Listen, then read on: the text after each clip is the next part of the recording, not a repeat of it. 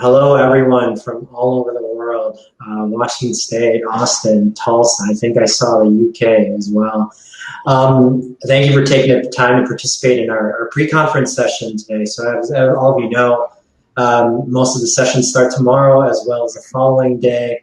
Today is all about emotional intelligence 101. And the guy whose face is next to me needs no introduction. He's going to be walking us through this. Here's my brief intro on Dr. Brackett. It'll probably take me a few days to go through everything, but Thanks, Mark. Marc is the director of the Yale Center for Emotional Intelligence, a professor at the Child Study Center at Yale University. Marc is the author of the bestseller Permission to Feel, Unlocking the Power of Emotions to Help Our Kids, Ourselves, and Our Society Thrive. Marc is also the conceptualizer, if that's a word, of this very conference that we're all attending today. So always a pleasure to be with you, Marc. And we're climbing up to about 500 people in this room here. Awesome. So, yeah, let's give them a minute. Get started at 4 Eastern. Marc, you feeling good? Ready to go? I'm as good as I'm going to be. We'll take it. Ryan, thank you so much. I'll be around. Bye. So, hi, everybody. Super excited to launch this conference. And I do want to thank again my partners who are Matt Kirsch and Andrea Hoban and Robin, who we all got the opportunity to co-found OG Life Lab. And super honored and delighted that we can provide this conference to you. And a few things, as you know, one thing that was important to me, given the times that we're in right now, is that all of the profits from this conference are being donated to schools that are underserved. So for me, that is, very important. And I just wanted to say that up front, that we are donating all the profits to schools that really need this work.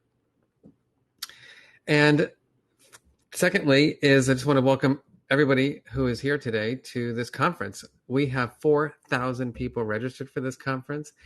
Honestly, when we were deciding to do this, we were thinking a couple hundred people, maybe 500 people, but 4,000 people from around the world have all joined us to talk about feelings.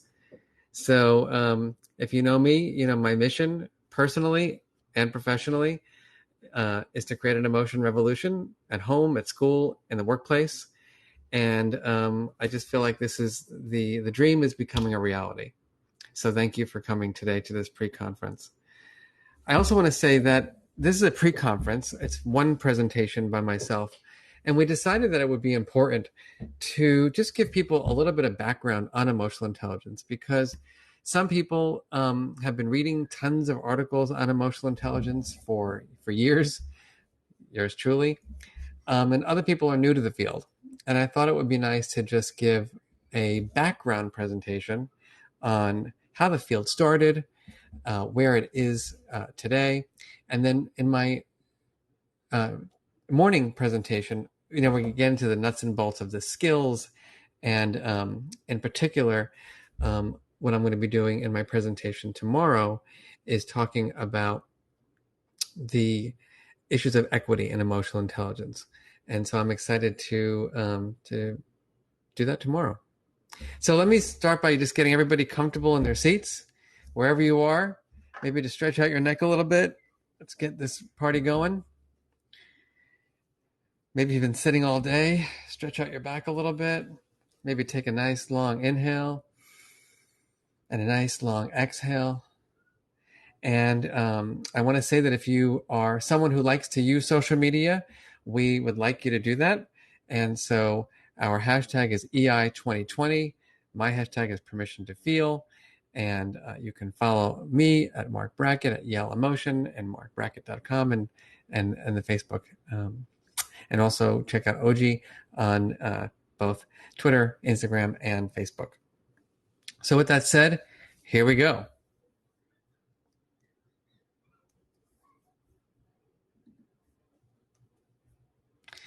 This conference would not be a conference if we didn't check in with how people are feeling. So for me, it is 4:03 p.m.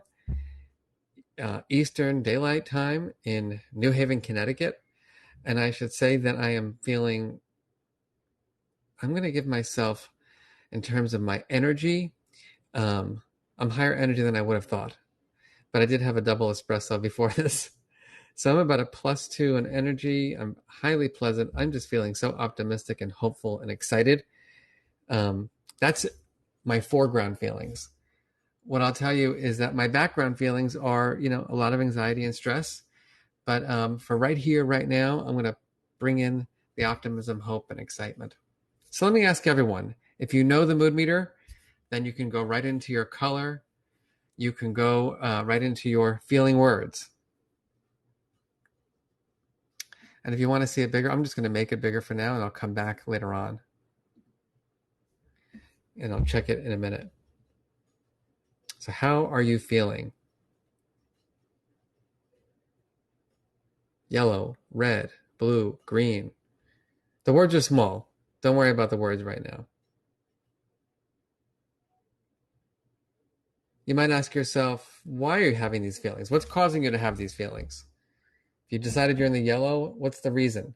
My reason is that this is like a dream come true, to be able to host a conference with friends and colleagues and to get more people to understand the value and importance of emotions. How about for you? What's causing your feelings? And of course, we have to think about the strategies. So we have a 1 hour, time slot right now to talk about the history of emotional intelligence. I guess my question for you is, what's your strategy to get the most out of this? For me, it's 4 to 5 p.m. For you. Some people I know, they're coming in from Europe. It's like 10 p.m. for you.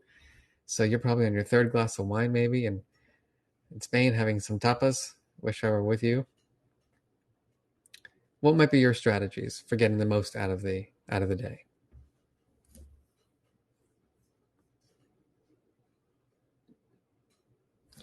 And so throughout the conference, what we're going to ask you to do is, there is a guide that you can download from the website, or you were emailed it. And we're going to ask you to use the mood meter as a tool to build greater awareness throughout these 2 days. And also like reflection questions. So why is this important to you? Like, what are your key takeaways? What are your 2 to 3 actions that you'll take? So we want this to really be a partnership with all of you during the next 2 days. So please use the guide. It can be done online or you can print it out, and do those reflections, because I think that will help you learn more. Okay, so here we go. The traditional view of emotion. So we're talking, 1800s, 1700s, early 1900s in philosophy, in education. And as you can see here, in philosophy, oftentimes emotions were viewed as unreliable, idiosyncratic sources of information. People would argue, how can passion and reason be put together? They're antithetical. The heart and the mind are separate. Even psychologists, if you read old textbooks, emotions are a complete loss of cerebral control. Emotions are acute disturbances of the individual. And I think primarily the reason why it took until 1990 for there to be a theory of emotional intelligence was that it was something that it wasn't measurable, right? Think about it. Like when someone had feelings, it was mostly they were emotional, and that was like hysterical. And, how do you measure what's going on in someone's brain? There wasn't the neuroscience that we have today. There weren't self-report surveys, that we use today, or tests of emotional intelligence. And, we want to converse that with a modern view of emotion. And obviously, many of you know about Darwin's famous books, and then Paul Ekman and others kind of researched much of that work. But as Darwin said early on, emotions ensure survival by signaling valuable information and energizing required behaviors. Think about that. Fear, right, is an adaptive emotion because it's saying there's danger. I've got to get out of here. So emotions, in contrast to earlier perceptions as being idiosyncratic sources of information, were now seen as adaptive. Back in the 1970s, researchers like Alice Eisen, who was a professor up at Cornell University, and many others who were in this kind of beginning era of what you might call emotion scientists, more cognitive scientists who studied emotion, or social psychologists who studied emotion. She would do these interesting studies whereby she showed that, for example, if you went to a shopping mall and you entered into a shopping mall and you were given, let's say, a pen, or some kind of gift as you walked in, and then someone came up to you and said, hey, would you mind filling out this survey? That you'd be more likely, if you were put into a more positive of mood by getting that gift, to engage in a requested, action or behavior. So the point is that when you did these experiments and you showed that different mood states would lead to different judgments and decision making and helping behavior, and the list goes on, people started realizing, wow, there's an inextricable link between our emotion system and our cognitive system. For those of you who know the research that we've done at the Center for Emotional Intelligence, we showed, for example, that moods directly influence how teachers evaluate students' work. And then you had neuroscientists like Antonio Damasio, who talked and did neuroscientific work and said the absence of emotion can break down rationality and make wise decision making almost impossible. And if you took Psychology 101, you know the story of Phineas Gage, the person who was working on the train tracks, and there was an explosion and the rod went through his brain. Didn't kill him, but it kind of severed the connection between his emotion system and his cognitive system. And all of a sudden, this person, was obviously still alive, but his judgment and decision making and emotion regulation skills dramatically changed. So the point here is that as we were moving into the 1970s and 80s, we're starting to realize that emotions are a valuable source of information. At the same time, there was a lot of talk in psychology around the value of intelligence. And we call this the new search for intelligences. So, for example, Robert Sternberg, who was a colleague here at Yale for many years, now at Cornell University, he invented a concept called successful intelligence, which was this intersection of people's practical skills, their creative abilities, and their general abilities. And he would argue, and he did research to show, that certain groups had very high practical intelligence, like street smarts, whereas others had more creative ability. Howard Gardner, which many of you know about, created a whole theory of multiple intelligences.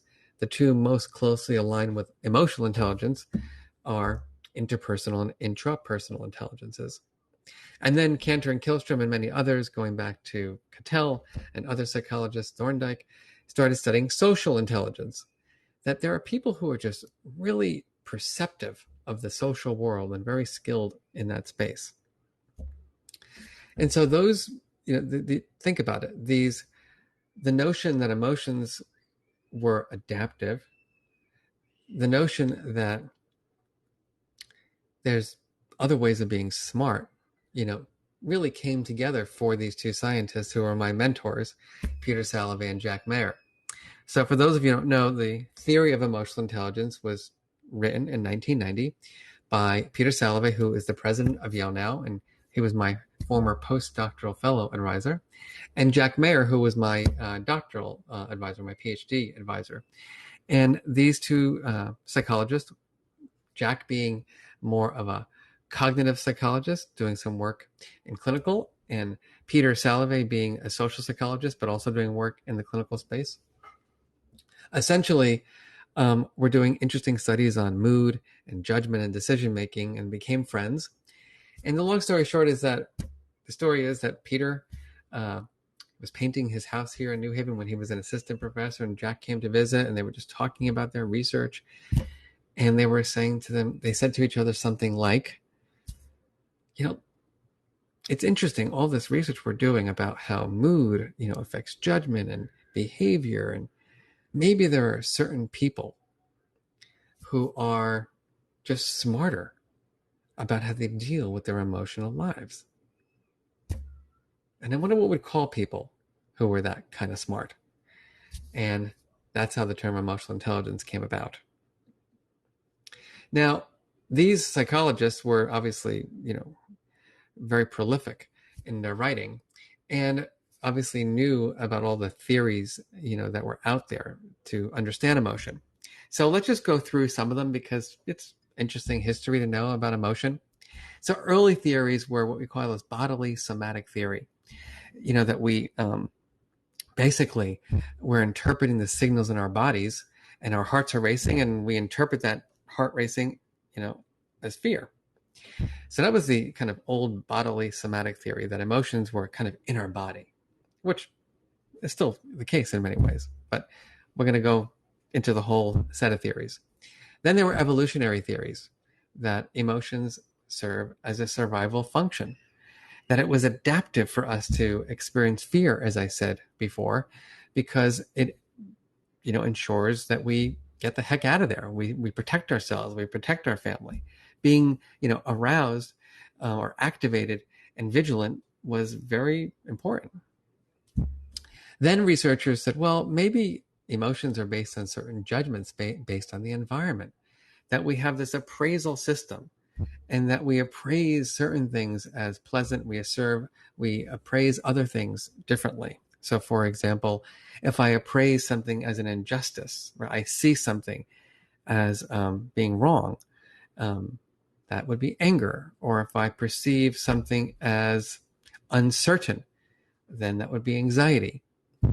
And so appraisal theories came in to basically say that emotions were based on our perceptions.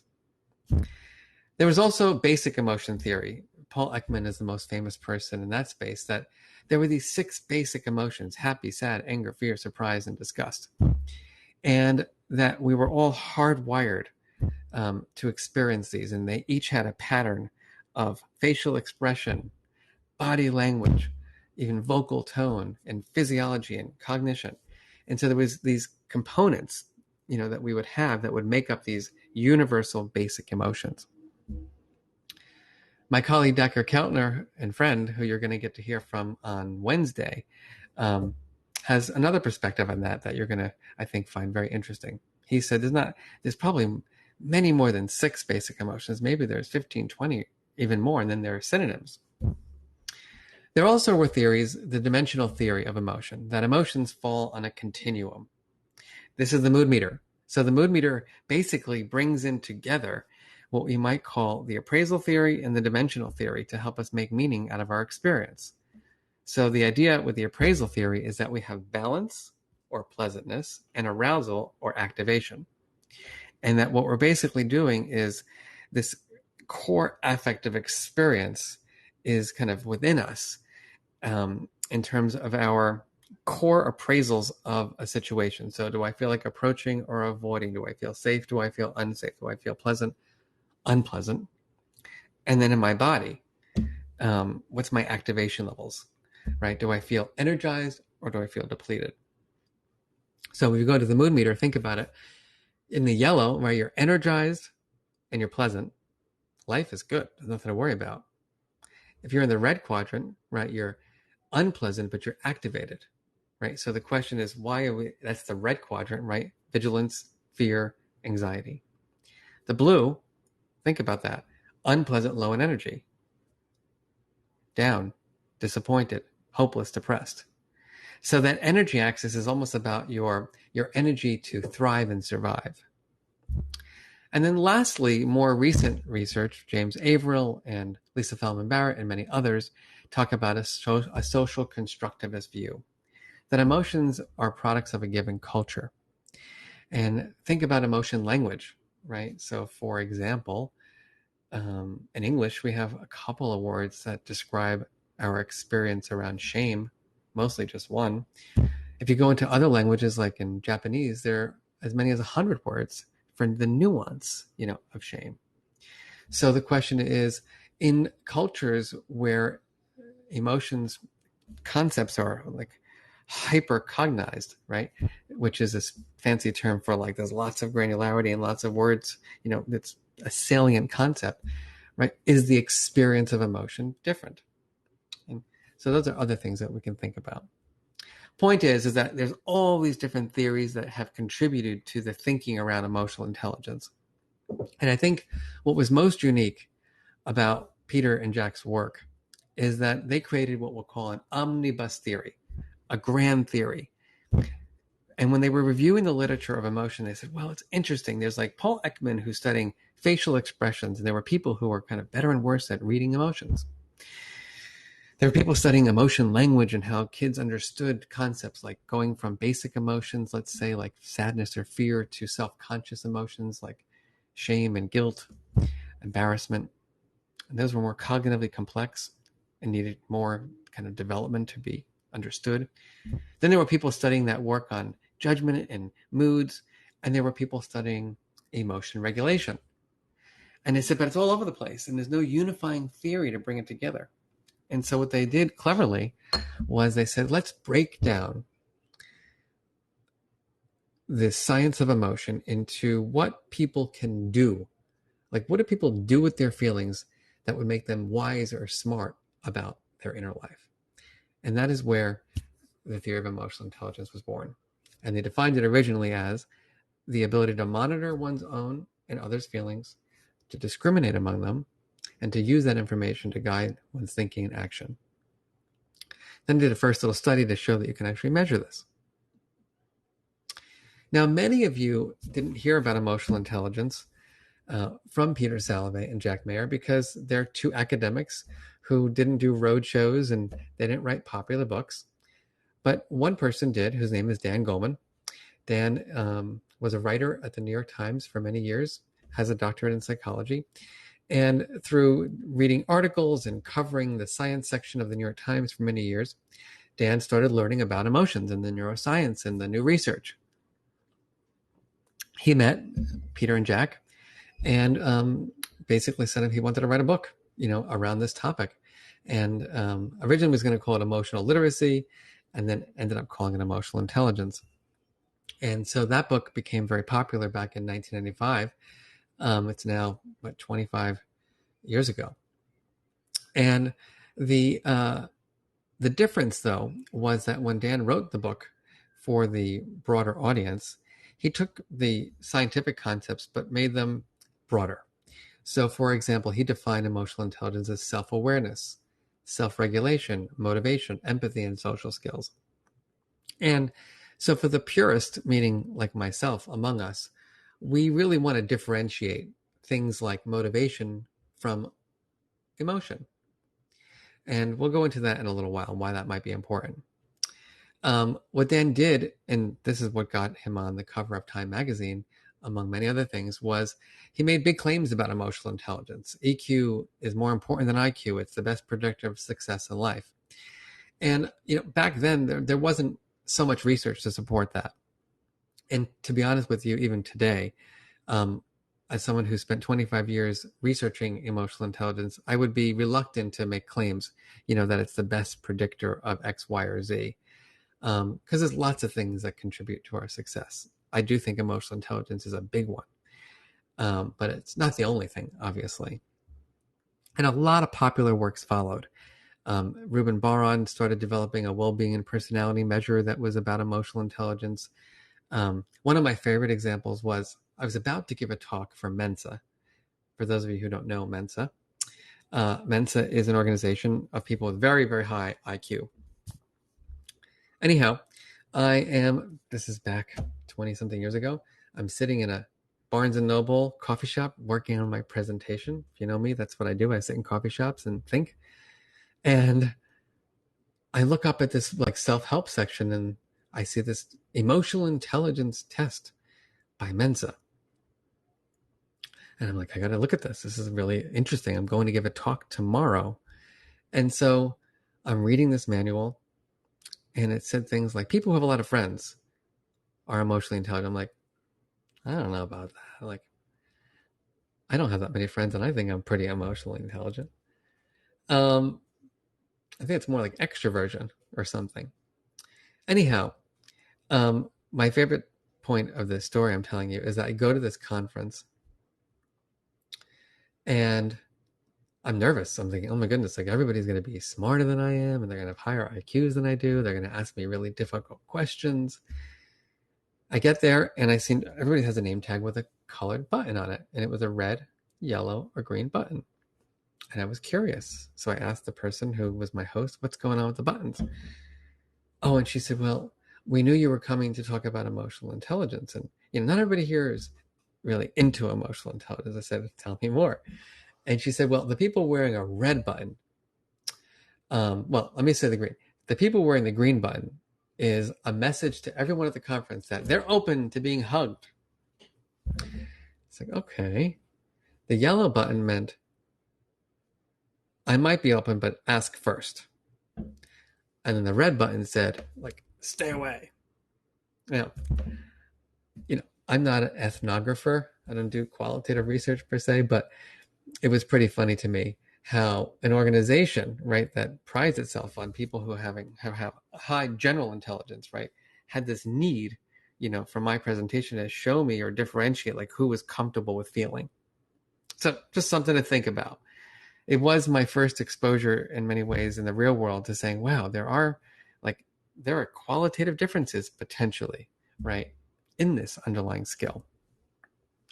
Others started doing work on emotional intelligence, thinking of it as a personality trait, literally like a trait of personality, so that you would answer emotion related questions around your experience of feelings.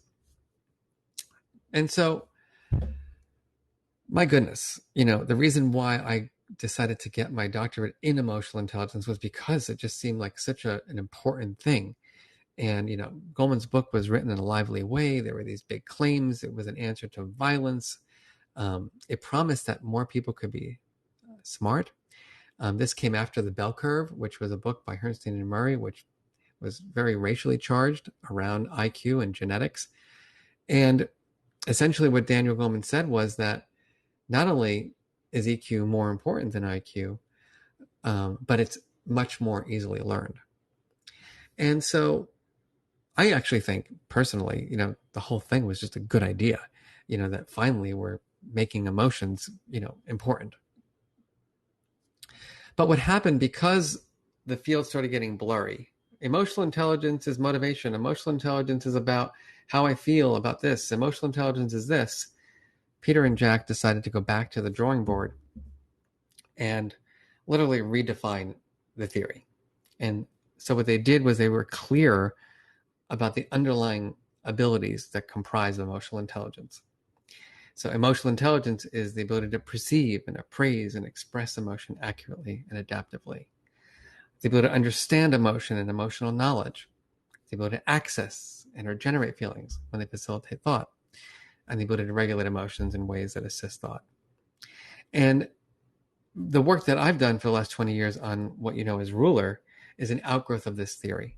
So what I've done for the application of emotional intelligence is really trying to think about how do we get through the underlying skills in a meaningful and clear way that helps people develop the skills. And tomorrow I'll be talking more about that. So you can see these underlying skills: perceiving emotion, this idea of using emotion to facilitate our thinking, having an understanding and the ability to label emotions, and being open to feelings and managing them effectively. And importantly, emotional intelligence as a theory is one that's about self and other. It's an interpersonal model. So at present, right, the last couple of, last 20 or so years, what we found is that there are these pure, what we'll call ability models, which is what I espouse to, meaning that I think it's very important for us to think of emotional intelligence about how we reason with and about our emotions. And that it's best to leave other things aside, like these mixed models, in terms of my motivation or my self-esteem. All important. No one's going to deny that self-esteem matters. But it's not emotional intelligence.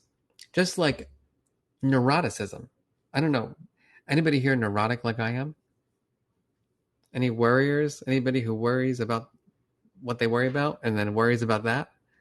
Well, that's me. I've been programmed from, birth till this day at 51. I'm a chronic worrier. I'm also a little bit of a warrior, but this is more worry. And for years, I confused my experience of mixed emotions and my experience of like my volatility around my feeling states, meaning kind of like a little irritable, then feeling okay, then a little angry, and then okay, and then a little sad and okay, kind of that everyday kind of volatility. I just figured that's destiny. Like when I was feeling those irritable feelings, like that's just what it is, and there's nothing you can do about it.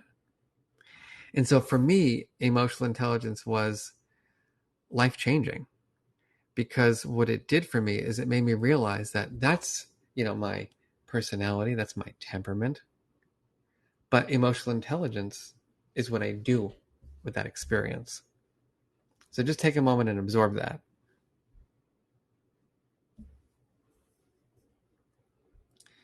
Our experience of emotion does not necessarily have to correlate with what we can do with our feeling states. As a matter of fact, in many ways, being neurotic like me, I have a lot of opportunity to be more self-aware. And well, if you ask my family if I were skilled at regulating, that's off the record for this conference. But nevertheless, I pride myself in making the best effort at regulating. And this led to measurement, which we're going to talk in deep, much more deeply about tomorrow. That these models influence how we measure emotional intelligence, right? You can ask the person directly, like, hey, everybody, how emotionally intelligent are you? How good are you at reading faces? You can ask knowledgeable informants, right? People can rate me, I can rate other people, or you can ask the person to solve problems. And in our center, we have really stayed focused on what we'll call the problem-solving model, or the skill-based model, or what's called performance-based assessments. Mostly because we see emotional intelligence as an intelligence, right? You wouldn't rely on someone telling you how smart they were, would you? Like, how smart do you think you are? I'm a genius. Or you wouldn't rely on like grandma, like rating her grandson's intelligence, or a father or mother, right? It's like we're a little biased, like to even understand the concepts necessarily. And so from our perspective, when you ask the person directly, their biases, right? How do I know? I always think to myself, well, compared to my father, like I'm a genius. Compared to the Dalai Lama, I need some work. When you ask other people or they rate you, is it really your emotional intelligence, or is it your reputation, or how much they like you? Are they able to rate your actual emotional intelligence? And then with the problem solving pieces, which is the hardest to develop, and Matt on our team is going to describe how he's been spending the last 3 years building high quality assessments in this space, is literally like asking you to decode expressions or problem solve around emotion language or regulation. And we find that that is the more it's just a higher quality way of doing it. It takes the construct seriously. So what makes emotional intelligence an intelligence? One is that in the structure of it, right, there's these skills, and one wants to say, do these skills all work together? Like general intelligence, right? There's G, and then there's these little G's, like verbal propositional intelligence, mathematical intelligence. And how do those things come together? Visuospatial intelligence. For emotional intelligence, like there's a thing called emotional intelligence. There's the ability to read people, the ability to understand, express, regulate, etc. It's got to be objectively measured. If you really think about it, if you don't have objective assessments, there's lacks credibility. The other thing that's important for emotional intelligence to be considered something new and original is that it's got to be related to things that are like it, but not overlap with them. So, for example, empathy is related to emotional intelligence, but it's different. Think about it. I've seen people like this all the time. I can put myself in your shoes. I may feel deep empathy for your misfortune, but I might not be able to deal with my own feelings. I may get lost in that empathy, or I might not know how to help you, deal with your feelings. I may be able to relate to the experience, but not know what to do with it. So it's partially related, but not fully overlapping. It should correlate with intelligence in moderate ways, which it does. It's not the same as personality. As I said earlier, it's not like being extroverted or introverted. You can be Mr. or Miss or they social butterfly, um, or like me, prefer to be alone or with a couple people having a glass of wine, talking about feelings. And you can all be emotionally intelligent. There's no overlap between our personality traits, right, and our emotional intelligence. It should develop with age and experience, and importantly, it should predict important outcomes. So let's go there for a minute. So what is emotional intelligence's added value? Well, I spent 20 years of my life working at an Ivy League institution, Yale University, where everybody who I work with, not everybody I work with, maybe, everybody who I teach definitely had higher test scores than I had. So I'm just putting that out there. Everybody who I teach had higher SAT scores than I have or had. And so when you think about measurement and you think about competencies and skills, take IQ as the example. If everyone has high SAT scores, so the 5,000 undergraduates that are here at our university, as an example, everybody has high SAT scores. Well, then SAT scores, right? That variable cannot be a good predictor, right, of other things. And why is that? Because everybody's at the high end. So there's no one, right? There's no variability. You need variability in a construct in scores, in a test in order to map it on. But if everyone is here, then it's like height, like NBA players. Does height really matter for an NBA player? Probably not, because everybody's tall. You don't see me on the basketball court. So that means that if these 5,000 undergraduates here, like, what's going to be, if we put them all in this pool and we try to predict their success later on, there's got to be other concepts and constructs that are contributing to success. And in many ways, that's how we see emotional intelligence. This is just one example of that, but you can use many different examples. Organizations hire really smart people. Universities admit really smart people. So clearly, right, intelligence, right, can't be the sole predictor of future success because there are other variables. Now, importantly, in the early research that I did and others did, when we were doing research on emotional intelligence and correlating it, doing predictions around aggression or relationships or drug and alcohol use, we needed to show it had what's called incremental validity. Okay, what is that all about? Well, as I said earlier, we wanted to show that a measure of emotional intelligence could predict drug use or aggressive behavior or positive things once you controlled for things like personality, empathy, and general intelligence. So once we found out what variables were associated with emotional intelligence, what we wanted to do was make sure that emotional intelligence would predict these outcomes, controlling for all those other variables. And so that's what we've shown. And that research is still ongoing because we're still building new assessment tools and we're still trying to understand, how do these skills play out in people's lives? These are the outcomes that we know thus far, from workplace outcomes to school-based outcomes to decision-making outcomes, etc. We know from the research that it's hard to forecast the future, like how are you going to feel when X happens? And what we know is that people who are higher in emotional intelligence, they're better at making those predictions about their future. They're better at dealing with, so for example, has anyone here ever gotten irritated at home before they went to work? Or maybe you've been irritated at home and at work like we are right now. And so the question is, do you manage well? Or do you take the argument you had at breakfast and have it leak into your morning meeting?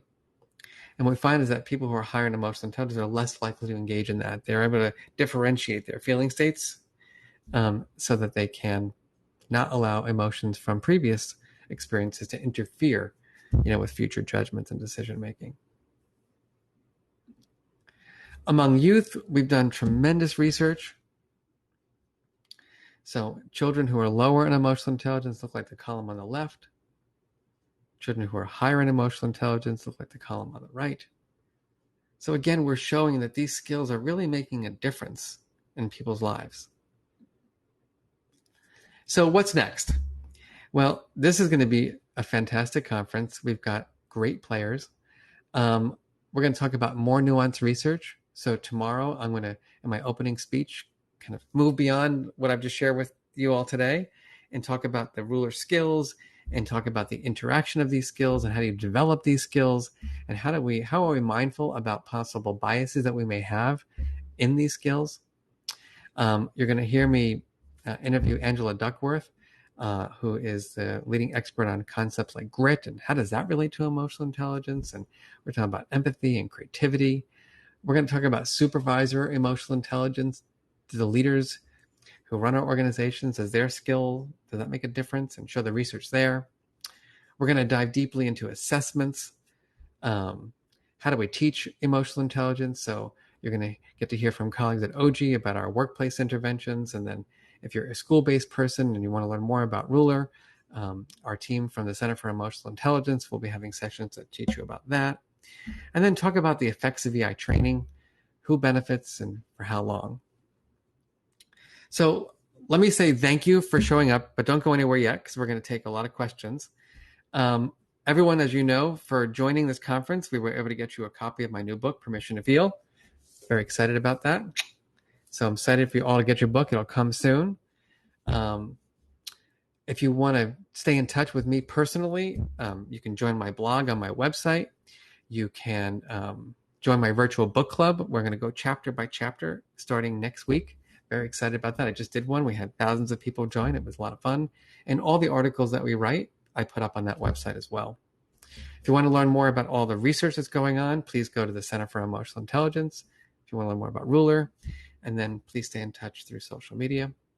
And before we take questions, I just want to remind you that tomorrow is a big day, as is Wednesday. So here's our schedule. Everyone will get emailed the schedule. It's on the Run This World website. So tomorrow I'm going to start off with why is EI essential in 2020. Then we're going to have an emotions at workplace panel. And then we're going to do kind of a section on regulation and well-being, another section on measuring emotional intelligence and emotional life lab, a panel discussion. Then we'll end the day with a really rich conversation with my colleague who is here at the Yale School of Management, Heidi Brooks, who's done a lot of work with corporate culture and leadership and race and bias. Really interesting work. Then on Wednesday, we're going to start the day with my interview with Angela Duckworth, have a deep discussion about emotions and racism, and then do family work, school work, creativity, a panel on gender and emotions. Then we're going to have a conversation with my friend and colleague, Sigal Barsaid, who is a professor at Wharton, who does really interesting research on emotion contagion. And end the day with Dr. Keltner, who is one of the leading scientists of emotion at the University of California, Berkeley, where we're going to talk about power and privilege and morality. And what does that mean for the development of emotional intelligence and the emotion revolution that we all want to create? So I'm going to stop there with my slides. And I'm going to invite Ryan Brack. I'm going to try to invite Ryan back. I almost didn't want to. I'm kidding. You're on such a roll. Hello. So this is a great time to ask some questions. A few did come in, Mark, so we'll go ahead and tee this up.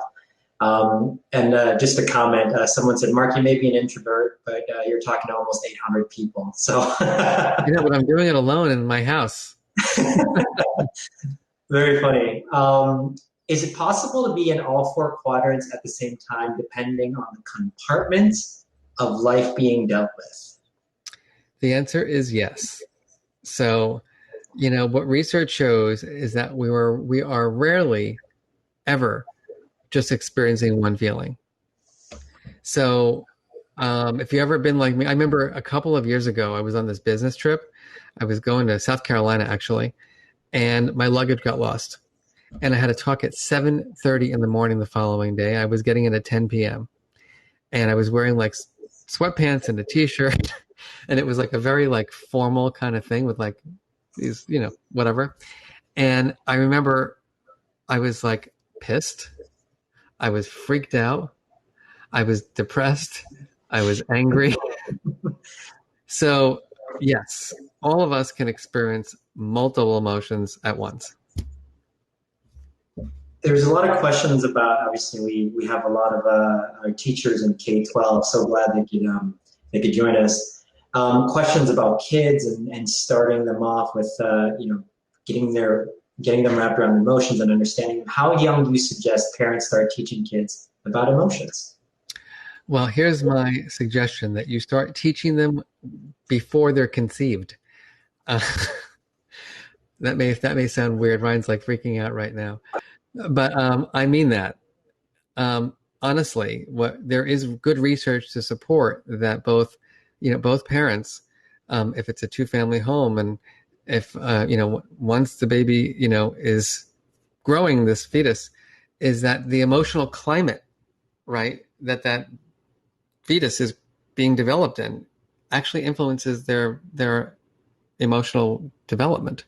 So I believe that, from the beginning, we as parents need to monitor our stress levels so that we are, creating the best possible nurturing environments for our children, even, when they're in their mommy's uterus.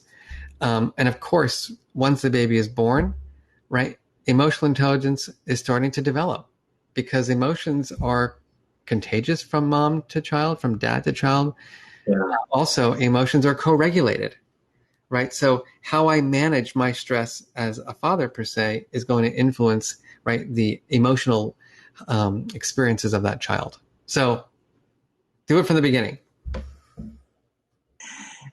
A lot of questions about the mood meter, and for those of you who follow the book, Permission to Feel, obviously mood meters on the front, that have done the book club and have been to your website. But someone asked, what's the best way to use the mood meter? Is there any advice for someone Sure. who's all of a sudden just starting? Well, my suggestion is that everyone gets a tattoo of the mood meter, and then it's with you wherever you are. You may know that my colleague Robin Stern and I developed a mood meter app, which you can go check out. You can find that on my website. It's moodmeterapp.com. And so, the goal of a tool like the mood meter, which was developed with my colleague David Caruso, who first wrote about it back in his book called The Emotionally Intelligent Manager, we just made it more user-friendly in terms of adding the colors and making sure there were lots of feeling words. But I think the goal is to apply the skills of emotional intelligence to all of our interactions. So what does that mean? It means, like, when I wake up in the morning, like, I'm just thinking, like, what color am I in today, Mark? Oh, I'm tired. I'm a little down. I'm blue. Why am I feeling that way? Well, I have to do something I don't want to do, or I got bad news yesterday. Well, how do I want to feel? I want to feel this way. Well, all right, what's my strategy for getting there? And so ultimately, for everyone, I think, if you know me well, you know that my vision is that we infuse emotional intelligence into our own immune systems and the immune system of the world, such that we are in this not obsessive, but regular self-awareness building, introspection building, time, so that I'm just checking in before I go into that meeting, before I have dinner with my family, before I, jump on a webinar. Like, Mark, are you in the right mood to do this webinar? Like, what color are you in? Blue? That's not cool. What's your strategy for getting in the yellow or the green to be the best possible presenter, even though you're a neurotic introvert? Other questions? Yeah, absolutely. Absolutely. So you talked about the lineup: Angela, Dacker, Segal, Heidi. Obviously, I know some folks may be familiar with Andrea and Robin, who you work with quite a bit through OG, Yeah. as well as the Yale Center, and some of your other researchers. So why now? Why why this conference now, and why this lineup? Well, I think, it's funny. People asked that like 20 years ago, why now? And it's like, because our emotions are always with us. The one thing I'll say, and the real motivation, for us to put on this conference right here, right now, was because we're living in crises. right? There are multiple pandemics that are influencing and affecting all of us. We're coming off of a virus that has literally stopped the world in many ways. And we have a lot of racial injustice that has come to the forefront like it's never, in my lifetime, at least, come to the forefront the way it is now. And so the world right now, I think, here in the United States in particular, right, is filled with a lot of feeling. And the question is, how can we use these feelings to make the world a better place for everybody? In particular, right, the Black community, in terms of racial injustice. So for me, we know from our research with teachers, which I'll share tomorrow, that anxiety is higher than it's ever been. I mean, there's some research which shows that we have an 8-fold increase in anxiety among many kids and adults, 8-fold increase in the last 3 or 4 months. Our research with teachers says they anticipate they were anxious in March and April. They anticipate they're going to be really anxious in the fall. They don't want to feel anxious. They want to feel excited. They want to feel valued. They want to feel supported and safe. And so I'm telling you all this because, if you're lucky enough to go on vacation and or relax, and you have, good financial situation, and you're able to just take it easy, maybe emotional intelligence doesn't matter that much. But what I always say is that when the sand gets kicked in your face, that's when you need these skills. It's when things do not go well that you need these skills. And right now, things are not going so well. And so I just think that this conference can be really supportive for people. It's why we have sessions on racism. We have sessions on emotion regulation. We have sessions on emotional contagion. We have sessions on power and privilege, because we want to just build awareness and also help people develop the skills. There's a lot of great questions coming in, Marc, and I part of me wants to ask them, but I know it also gives a bit of a spoiler alert to the next couple of days. So hold on to some of those questions as Marc, he's going to kick off tomorrow and take a bit of a deeper dive into what is this all about, and more tactical around the skills, the mood meter ruler, and things like that. Correct. But could you speak to, there were some questions about the book and the podcast with Brene Brown, how did the book come to be? And if you could speak to the book, why did you write the book? Yeah, so my book is called Permission to Feel, as all of you know, because you're getting a copy of it. And, it's funny, when I was going to write the book, many people said things like, well, why don't you call it like Emotional Intelligence for Leaders? Or something along the line, like use the big words, emotional intelligence. And, I am the director of the Center for Emotional Intelligence, so it kind of made sense. But I realized that there was a missing piece to the field, at least in my opinion, which is that I don't think that we give ourselves and the people we love, and even the people we don't love so much, the permission to feel. Meaning that we have to be open to experiencing all emotions before we can go on the journey to becoming an emotion scientist and develop the skills of emotional intelligence. So for those of you who don't know my story, I had a very tough childhood. I was abused as a kid, which was, quite horrific. I was very young. I was 5 years old. It stayed on for many years. I was bullied as a kid horrifically. And sadly, no one ever asked me how I was feeling. I never learned strategies on how to manage my feelings. And obviously, if you read my book, you know that I had this amazing Uncle Marvin, who was my hero, who was a teacher, who was writing a curriculum about how to teach feelings through history. And lo and behold, we would have these amazing conversations. And the long story short is that my uncle gave me the permission to feel, because he literally asked me that simple yet profound question, which was, how are you feeling? But what he did was something that no one else had ever done before. He paused and he listened, and he didn't judge. He just said, wow, tell me more. Let me tell you how I've been feeling. and then we work through my challenges together. He didn't say toughen up, right? Suck it up. He was there for me. And so that's why the book is called Permission to Feel. Thanks for that, Mark. And yeah, so I just wanted to mention to our registrants here, there are a ton of resources across the next couple of weeks. People are asking about the Mood Meter, a book club. So Mark did launch the book club almost a few weeks ago. We went through all the chapters, and we'll be relaunching it again in the next couple of weeks. So sign up on markbrackett.com. There will be a book club form if you're interested in joining the next one. And we did it was 7 weeks, right? About 6, 7 weeks or so. Yeah, I think it's going to be 6 weeks this time. So we'll go through different chapters every week. This one's going to be different because I tried one way the last time. This one's going to be more interactive, and we're going to have guests and talk, through lots of fun stuff. So I'm excited about that. So everybody, thank you for showing up today. I am honored and delighted that you are joining this conference. I think it's going to be a fantastic 2 days. I have a feeling that we're going to experience a roller coaster ride of emotions. There are going to be topics that are going to be hard to listen to, where we might feel uncomfortable. And again, I want to give you the permission to experience those emotions. Try to just be with those feelings. Don't judge those feelings. And I want to just encourage you to just dive deeply into the skills, dive deeply into the science, dive deeply into the practice.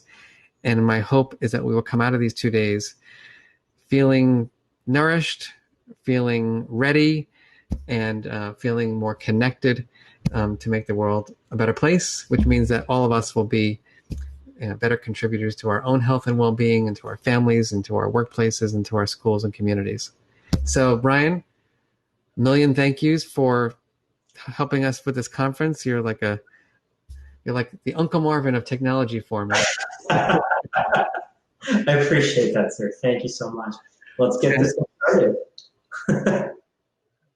All right, everybody. So we'll see you tomorrow. Thank you for showing up. I hope this was a helpful kind of review / course on Emotional Intelligence 101. And we'll see you tomorrow. Everyone have a great night, and I look forward to seeing you tomorrow. Bye.